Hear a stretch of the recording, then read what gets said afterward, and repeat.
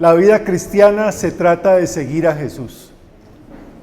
No de venir a una iglesia, no de aprenderse unos versículos, todo eso son herramientas, pero esas herramientas tienen un propósito: seguir a Jesús. La vida cristiana se trata de seguir a Jesús. Ahora, cuando hablamos de seguir a Jesús, estamos hablando de seguirlo como sus discípulos. Pero ¿qué significa la palabra discípulo? La palabra discípulo tiene varios significados. Un alumno, ¿cierto? Pero yo quiero hacer específicamente énfasis hoy en una de las acepciones de los significados de la palabra discípulo, que es esta: aprendiz. Un discípulo es un aprendiz. ¿Están de acuerdo, verdad? ¿Qué significa aprendiz? Un aprendiz es alguien que está en el proceso de aprender algo. Si usted está aquí como un discípulo de Jesús, entienda que como discípulos de Jesús estamos en el proceso de aprender algo. ¿Y qué es lo que estamos tratando de aprender? Como discípulos de Jesús, ¿qué es lo que estamos tratando de aprender? Escúchelo bien, porque esta es una de las bases fundamentales del proceso de nuestra iglesia. Nosotros que seguimos a Jesús, lo seguimos para aprender a vivir como Jesús. Seguimos a Jesús porque estamos deseosos. Nuestra meta, nuestro propósito es aprender a vivir como Jesús. ¿Qué hace un aprendiz de Jesús? Aprender a vivir como Jesús. Cuando ustedes miran en nuestra cultura normalmente, un estudiante puede ser de ingeniería, de medicina, abogado, arquitecto, panadero, zapatero, piloto. Esas personas pasan por un proceso de aprendizaje, pero para poder ser considerados ya no aprendices, sino profesionales, expertos o graduados, tienen que pasar por un examen, llaman de suficiencia, ¿no? Donde se demuestre que ese aprendiz ha adquirido las habilidades, el conocimiento para desarrollar esa profesión o ese arte, lo que sea. Ahora, generalmente, yo no sé si José Ángel está por ahí, pero José Ángel me ha contado una historia, es que José Ángel fue aprendiz de piloto, y es piloto de aviones, ¿no? Y yo sé porque mi hermano también es piloto y sé cómo pasan el proceso de ser simples aprendices a ser pilotos y que le suelten un avión, ¿ya? Yo no sé quién se atrevería a soltarle un avión a José Ángel, pero el hombre lo maneja, el hombre lo maneja.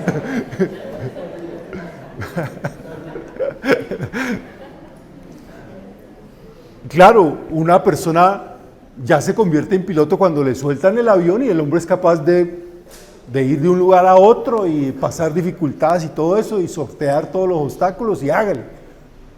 Pero piensen en esto: ¿cómo se sabe si un discípulo de Jesús está aprendiendo a vivir como Jesús?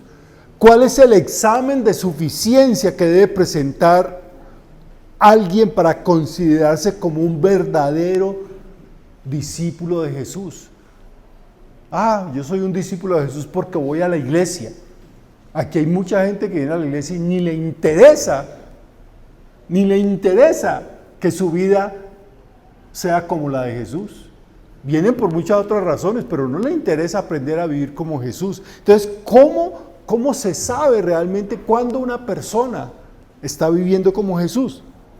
Ahora, por un tiempo Jesús, nuestro Señor, ha venido enseñándole a sus discípulos dos lecciones que parecen que a los apóstoles les cuesta aprender o aceptar.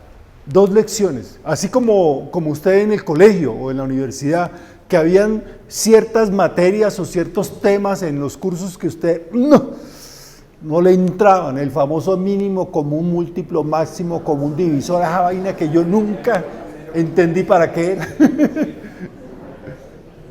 Ya, esas cosas. Y hay dos lecciones que Jesús está tratando de enseñarle a sus apóstoles y ellos no la entienden, no la aceptan.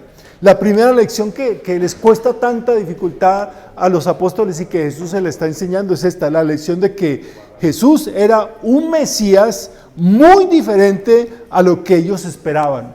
Esa era la primera lección que los discípulos no podían aprender, que Jesús no era un Mesías como lo que ellos esperaban, no era un Salvador que comandaría un gran ejército. Jesús no se presentó como un comandante de un ejército dispuesto a la batalla para salir triunfante con el pueblo de Israel y liberarlos de la esclavitud, de la opresión de los romanos.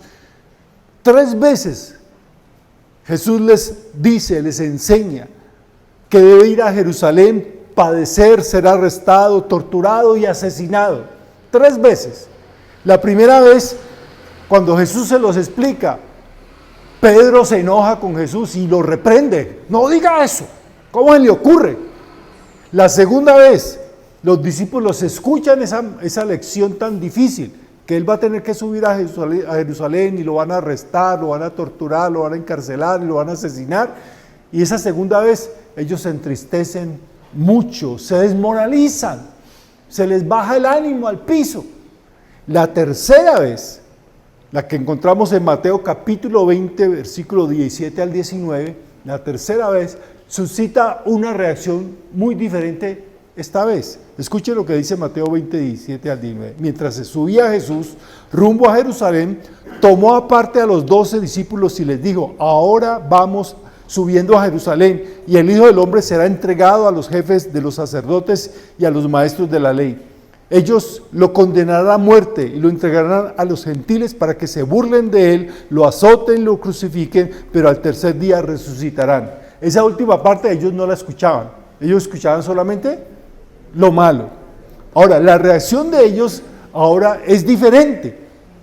Se envuelven en una discusión sobre quién debe ocupar los puestos de honor, es decir, discuten por quién sería el sucesor de Jesús, es decir, actúan como hijos que se reparten la herencia sin que el papá se haya muerto, y entran en una discusión.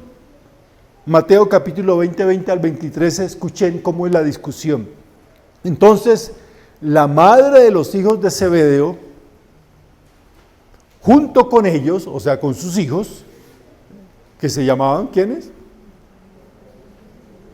Jacobo y Juan, se acercó a Jesús y arrodillándose le pidió un favor. ¿Qué quieres?, preguntó Jesús. Esta mujer, probablemente dicen los estudiosos de la Biblia, que era tía de Jesús. Era tía de Jesús. Ella le dijo: ordena que en tu reino uno de estos 2 hijos míos se siente a tu derecha y el otro a tu izquierda. Ustedes no saben lo que están pidiendo, respondió Jesús. ¿Pueden acaso beber del trago amargo de la copa que yo voy a beber? Sí podemos. Cuando habla Jesús del trago amargo, de la copa de amargura, está hablando de los sufrimientos que iba a tener que padecer. Y Dios dice: sí podemos. Versículo 23, les aseguro que beberán de mi copa, dijo Jesús, pero el sentarse a mi derecha o a mi izquierda no me corresponde concederlo. Eso ya lo ha decidido mi Padre. Entonces, esa es la primera lección que ellos tratan de aprender, o que Jesús quiere que ellos aprendan, es que Jesús no es un Mesías como los demás. Pero la segunda lección, que está implícita en lo que acabamos de leer, es esta: que en el reino de los cielos, los primeros llegarán a ser ¿qué? Los últimos, y los últimos llegarán a ser primeros. Los más grandes serán los ¿qué? Pequeños, y los pequeños serán los más grandes. Ahora, mientras que aquellas personas que consideramos que son los más importantes, realmente en el reino de los cielos serán los que menos importancia tengan. Y Jesús no es la primera vez que les dice eso. Esta es la tercera vez que se los dice también. ¿Cuántas veces a usted, un profesor en el colegio, les repetía un tema y usted se lo repetían y usted no lo entendía? mínimo como un múltiplo, máximo como un divisor. En Mateo capítulo 19, versículo 30 dice, pero muchos de los primeros serán últimos y los últimos serán primeros. Se lo dijo Jesús. Y en Mateo 20, 16, así que los últimos serán primeros y los primeros serán últimos. Y a pesar de que les había enseñado esta verdad y se las había demostrado con su propia vida, ellos estaban luchando por saber quién era el más importante, lo cual generó obviamente un ¿qué? Un conflicto, una pelea entre ellos. Mateo 20, 24 al 28. Cuando lo oyeron los otros 10, o sea, oyeron lo que estaba pidiéndole a Jesús, se indignaron con los dos hermanos. Jesús los llamó y dijo, como ustedes saben, los gobernantes de las naciones oprimen al pueblo y los altos oficiales abusan de su autoridad. ¿Cuántos dicen amén? Pero entre ustedes no debe ser así. Al contrario, el que quiera hacerse grande entre ustedes deberá ser su servidor y el que quiera ser primero deberá ser esclavo de los demás, así como el Hijo del Hombre no vino para que le sirvan, sino para servir y dar su vida en rescate por muchos.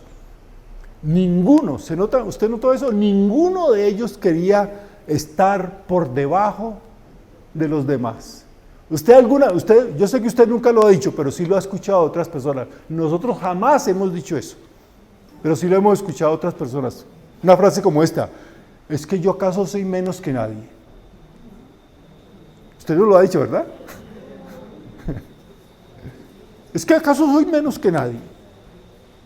Porque siempre pensamos que no somos menos que nadie.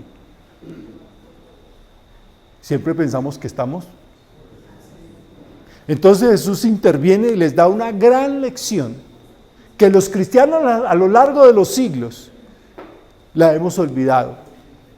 Sí, la recordamos, pero no la practicamos. Analicemos esta enseñanza poderosa de Jesús. La primera parte de la enseñanza es esta. La raíz del problema es el abuso del poder y la autoridad. El abuso del poder y la autoridad. Jesús fue muy claro. Y esas palabras que dijo Jesús hace más de 2000 años son tan reales para nosotros hoy en día. Versículo 25. Como ustedes saben, los gobernantes de las naciones oprimen al pueblo y los altos oficiales abusan de su autoridad. Mire, los abusos de autoridad, la opresión, la corrupción, las luchas por el poder no son asuntos de un sistema político o económico. No es que eso es el capitalismo, no es que eso es el comunismo, no es que eso es la democracia, no es que eso es el socialismo, no es que esos sistemas son los corruptos, esos sistemas son los que oprimen, esos sistemas son los que se aprovechan y abusan de la autoridad. No es un asunto de los sistemas ni políticos ni económicos, es un asunto del corazón de los seres humanos. Ningún sistema político o económico, según Jesús, va a funcionar. ¿Por qué? Porque esos sistemas políticos y económicos surgen del corazón del ser humano. Y el corazón del ser humano está lleno de corrupción. La corrupción no es de un sistema político o económico.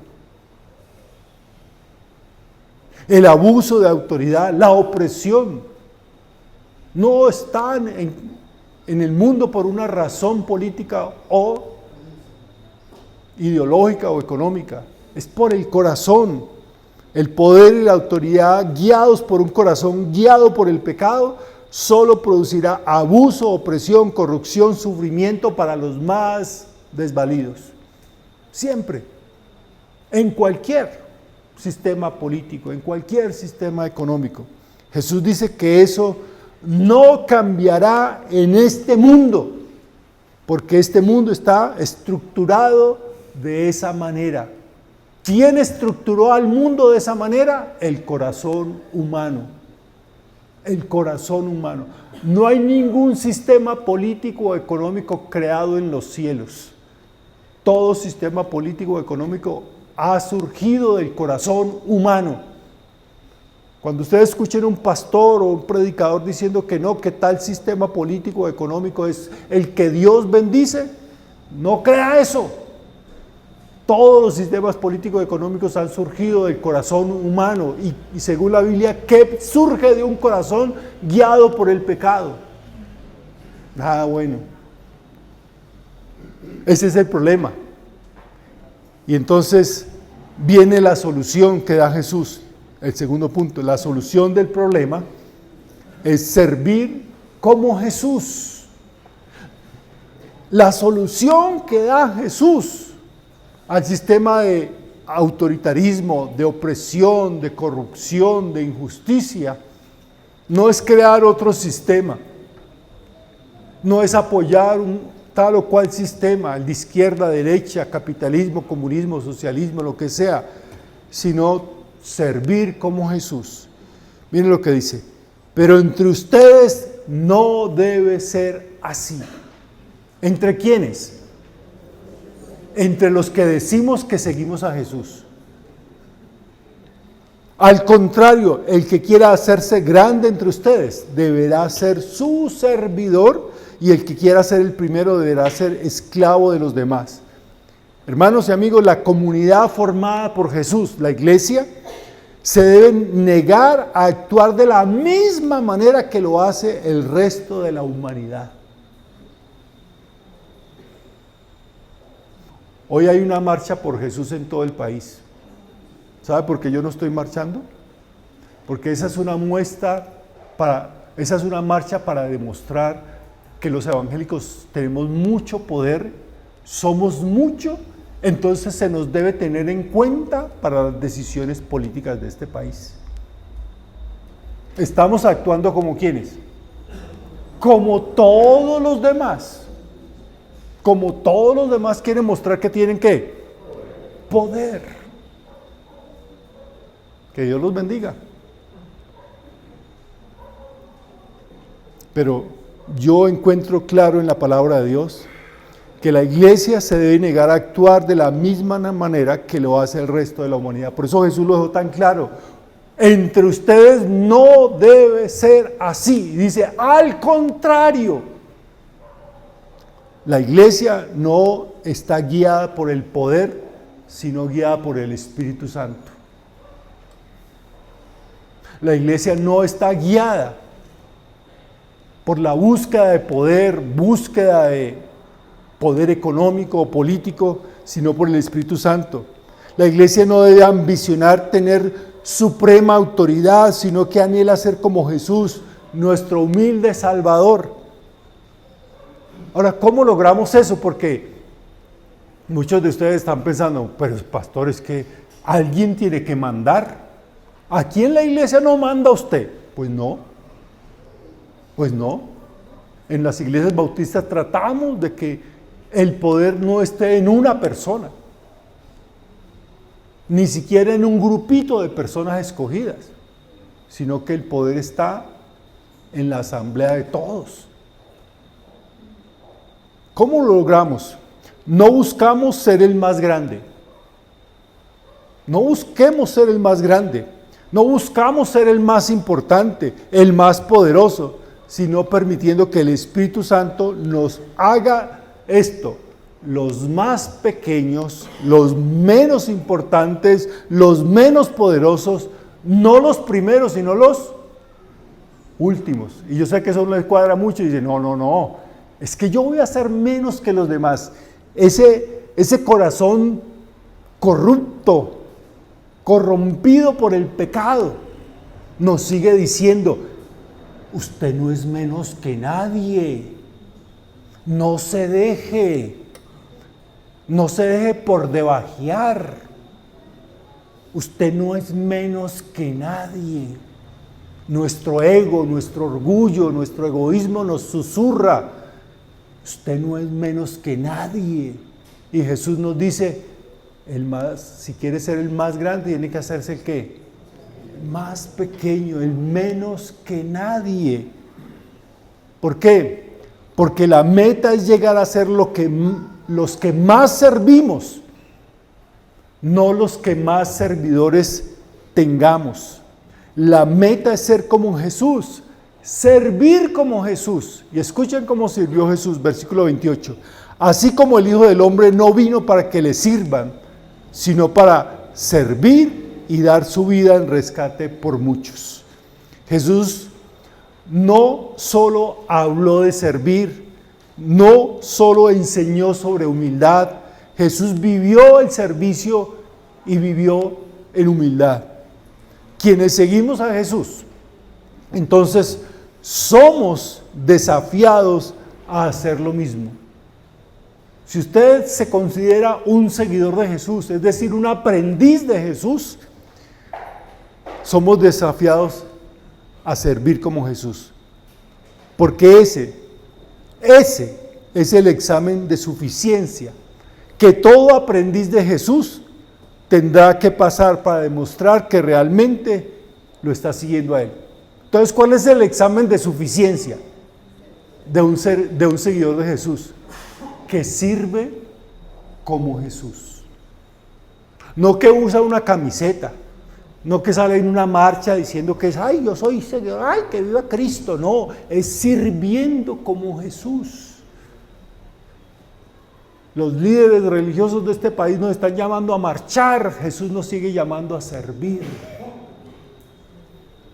Los líderes religiosos de este país nos llaman a marchar para demostrar lo poderosos, lo influyentes que somos. Jesús nos llama a ser los más que servidores, los más humildes, los más pequeños, los esclavos de los demás. Entonces, ¿pasaremos ese examen? Les tengo un examen. Aquí está el examen, vean. Una hojita. No les voy a decir, como los profesores, saquen una hoja. Y ahí mismo todo el mundo empieza a temblar. Ahora al final, ¿la puede colocar allá, por favor? En la mesa, allá a la entrada usted va a poder tomar una de estas. Les voy a adelantar aquí de qué se trata este examen. Primero, va a encontrar una parte que dice, sirva a Jesús. Porque lo primero que debemos tener claro es que no servimos para recibir aplausos o reconocimientos ni elogios.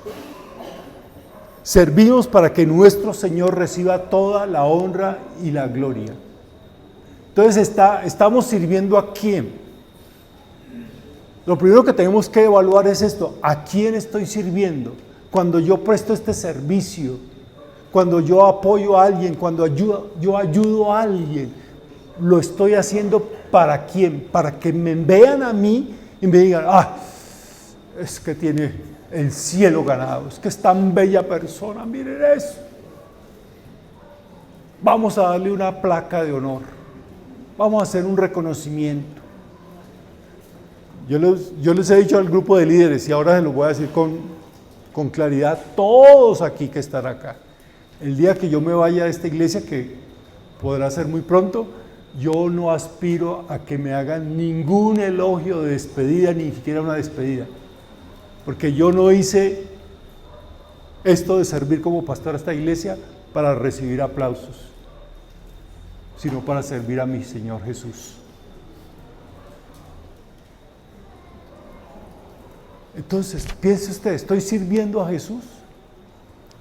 Pregúntese, ¿estoy sirviendo a Jesús? Y califíquese de 1 a 5. De 1 a 5, ahí va a encontrar usted ese examen. ¿Sabe lo bueno de ese examen? Que yo no lo voy a calificar. ¿Sabe quién lo va a calificar? Se rajó, hermano. El otro que debe tener claro es sirva como Jesús. No solamente servimos a Jesús, debemos tener claro que servimos a Jesús, sino debemos tener claro que debemos servir como Jesús sirvió. Debe ser claro que nuestro servicio debe seguir el modelo y el ejemplo de Jesús. ¿Cómo sirvió Jesús? ¿Cómo sirvió Jesús? Y en el capítulo 20 de Mateo, al finalizar, se cuenta esta historia. Mateo 20, 29 al 34. Una gran multitud seguía a Jesús cuando él salía de Jericó con sus discípulos. 2 ciegos que estaban sentados junto al camino, al oír que pasaba Jesús, gritaron: Señor, Hijo de David, ten compasión de nosotros. La multitud les reprendía para que se callaran, pero ellos gritaban con más fuerza: Señor, Hijo de David, ten compasión de nosotros. Jesús se detuvo y los llamó. ¿Qué quieren que haga por ustedes? Señor, queremos recibir la vista. Jesús se compadeció de ellos y tocó sus ojos. Al instante recobraron la vista y lo siguieron. Yo encuentro allí 5 formas en que podemos aprender a servir como Jesús. Nosotros servimos como Jesús cuando, en primer lugar, no nos dejamos impresionar por la multitud. No nos dejamos impresionar por la multitud.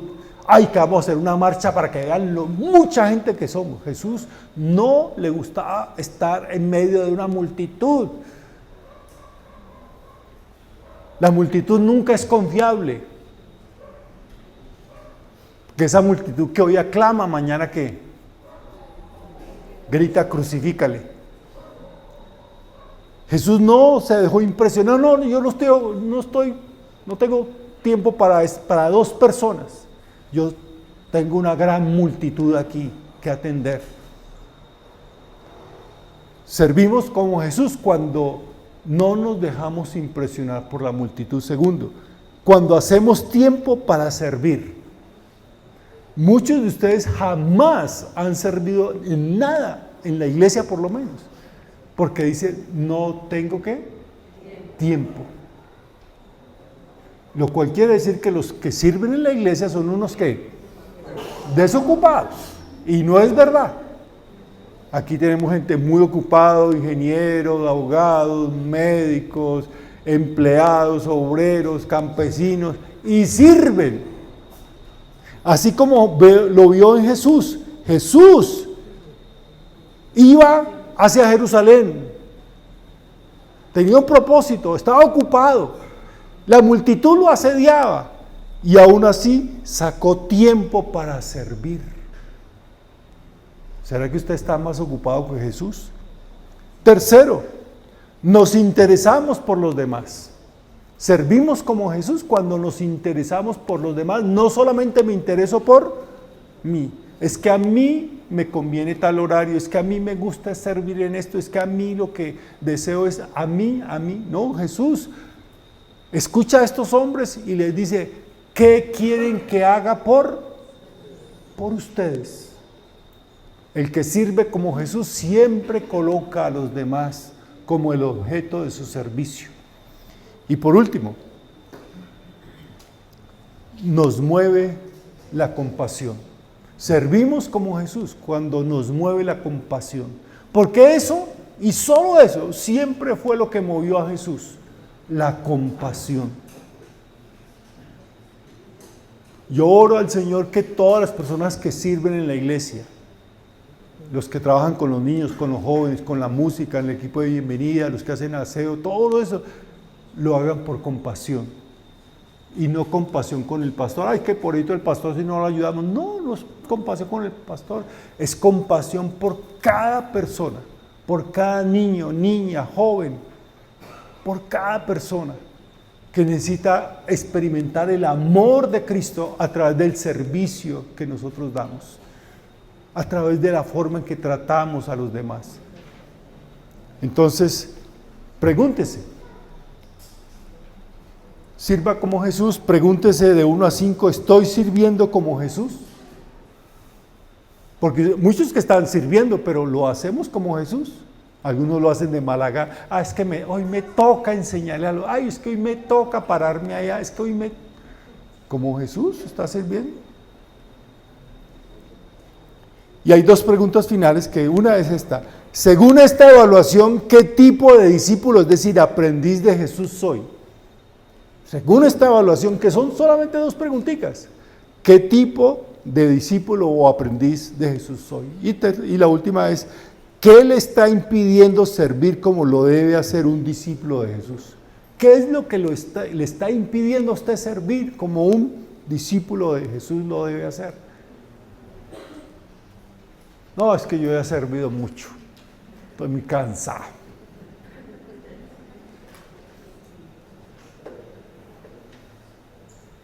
Hombres como Pablo que hasta el día en que le cortaron la cabeza estaba sirviendo a Jesús. Nosotros necesitamos evaluar nuestra vida como discípulos de Jesús. No por cuántos versículos de memoria sabemos, no cuántas veces hemos leído la Biblia, no cuántos minutos, horas pasamos en oración, cuántos días de ayuno hacemos, cuántas camisetas con versículos tenemos, si tenemos una calcomanía cristiana en el carro o en la moto. Vamos a ser evaluados por si servimos como Jesús, por amor y compasión a los demás. ¿Por qué no cerramos nuestros ojos un momento allí y le pedimos al Señor, cada uno de nosotros, que nos ayude a mirar nuestro corazón?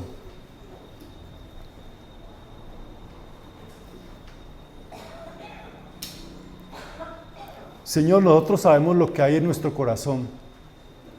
Tu palabra dice que en nuestro corazón hay maldad, corrupción, egoísmo, orgullo, resentimiento, envidia, ambición. Por eso queremos rogarte que pongas, como lo has prometido, un nuevo corazón en nosotros. Un corazón como el de Jesús. Corazón lleno de compasión, un corazón humilde, un corazón dispuesto a servir. Padre, nosotros nos llamamos discípulos tuyos. Alardeamos de decir que te seguimos, pero cuán poco, Señor, estamos haciendo para vivir como tú quieres que vivamos a tu manera. Empezando por esta clara forma de ver si somos seguidores tuyos, sirviéndote.